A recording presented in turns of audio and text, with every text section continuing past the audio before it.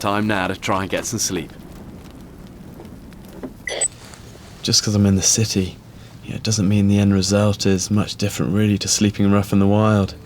It's still pretty cold, still pretty uncomfortable. In my next challenge, it's down to earth with a bump. A place to fall.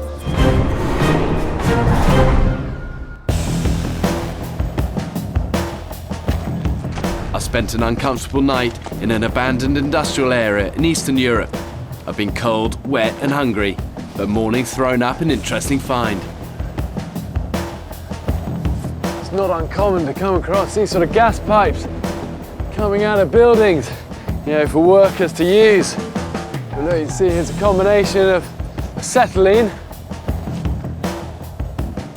and then oxygen, and workers will use that for welding with. The combination of that can be highly volatile, but also, if you know what you're doing, useful. Let's get this out. It's well documented that explosives can be improvised from a variety of flammable materials, but this is definitely the territory of the professionals. We were trained in demolitions in the Special Forces, and blowing doors and controlled explosions are all about directing that force. Breaching doors can be the only way to access a locked building. And putting big heavy ballast in front of it stops the explosion going out this way. I want it directed against the lock and the hinges. And now for the actual business end, the actual explosion. And there are some tricks of the trade that just aren't for sharing. But I'm confident we can blow this door. Okay, let me get into this. For soldiers and spies, gaining access to buildings is a vital strategic and survival skill. Okay, this thing's set to blow. Soak this bandage in the diesel. But it should never be attempted without the proper training. As soon as this lights, you move back. Do exactly as I say, okay? Okay. Fingers in here.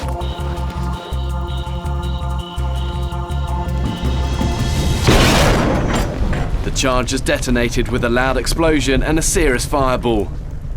We're in. The wood around the entrance is alight, and I want to wait for the flames to die down.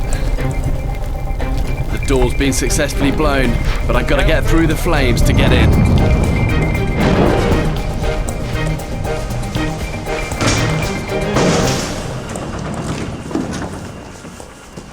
Just check out the scale of this place. It's not just a wild that can feel vast and intimidating. It's just huge.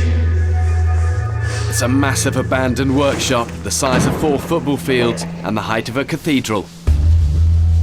All the workers have long gone, but other creatures have started to settle in. Look, there's feathers everywhere here. It's more than likely going to be pigeon. It's just sort of place they're going to like. Big old abandoned building. Loads of place to shelter from the weather. But where there's pigeons, there's also going to be eggs.